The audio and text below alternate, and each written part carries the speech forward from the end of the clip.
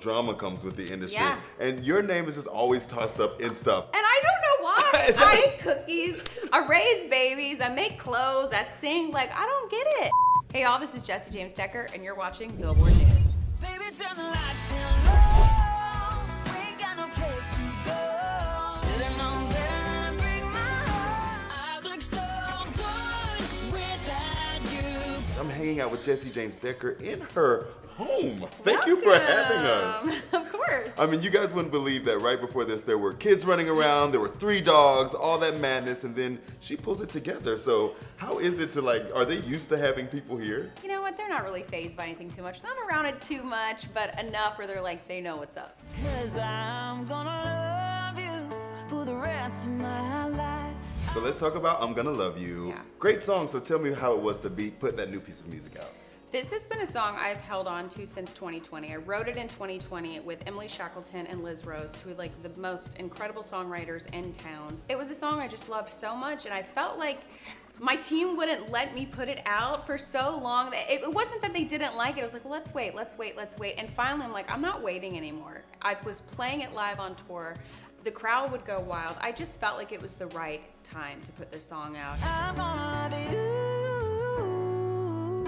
the rest of my life. It shows a side of me that I think no one's ever seen before. It's vulnerable, it's soulful. My heart's really just all in soul. Oh, it's just one of my absolute favorites. So I'm really glad that it's out there. But I still love you.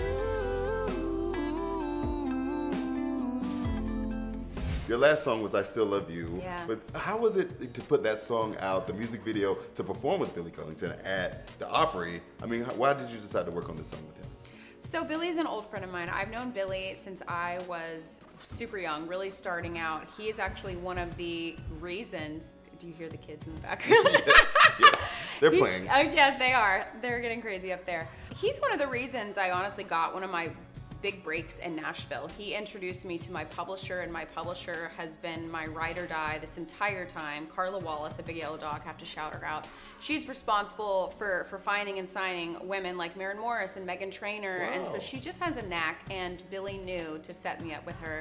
And so fast forward, I've known Billy forever. We've collaborated in the past on his record, and it just made sense, you know, to do something together again. And it's just like singing with family, truthfully. He's one of my dearest friends. It's my favorite male voice in Nashville, and our voices just sound good together, I have to say it. So it made all the sense to do it. Islands in the stream, that is what we are. Right now, country is having a huge resurgence on the Yeah. chart. Recently on the Hot 100, the top 3 songs were all country artists. I know! Luke Combs, Morgan Wallen, and Jason Aldean. Isn't that wild? It's wild. So what do you think about country sort of having this moment, but also like the controversy that comes with some of the artists and the moment country's having? You know what? There will always be controversy in every genre and every bit of music. It's just part of it. It gets people fired up inside. Music is always going to make you feel a type of way. It's either going to make you sad, make you want to get up and dance. That's what makes music so incredible, is it can just make you feel something. And that's why I love being a part of this business. Every genre has its moment. You know what I mean? EDM had its moment. Rock and roll had its moment. I just think that it's country's turn again.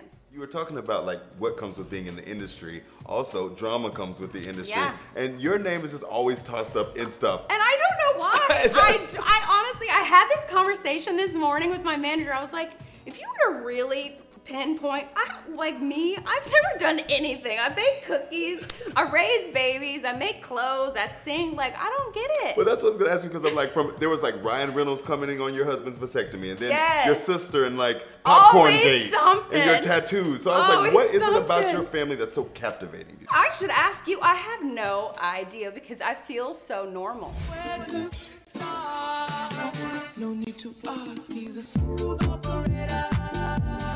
The reason we're in a kitchen right Yes. now. Tell me about the book and why you decided it was now time to put out a cookbook. Oh my goodness, this is definitely one of my like babies, my passion. I love food. I'm such a foodie, always have been. Was raised by amazing cooks. My mom's side is all Italian, and so they just, all Italian, coming over from Italy, settling in Louisiana, and so you've got Cajun roots, you've got Louisiana roots, Southern roots, and that just makes for good food. I mean, And that so- was, yeah, the flavors there. Yeah, so I was just raised on great food, and so I'm just a foodie first and foremost because of that. but the women in my family could cook their butts off. I just started dabbling in the kitchen early on because I had a hungry football player I had to feed. I was tired of taking Jimmy John sandwiches every day. I started sharing those things on socials, and then we had a reality show, and you were always seeing me in the kitchen, and I just felt like maybe there was a demand.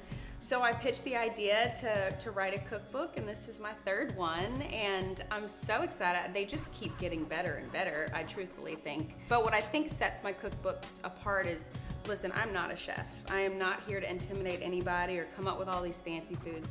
I just want to make great food and help you make great food too. Who was your favorite cook?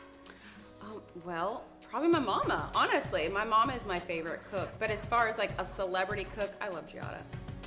I just love watching her. Everything about her, it's so warm. I love that you were inspired by your mom. I can't wait to taste more of your recipes. Yay. Thanks for having us here. Thank you for having me. This was so fun.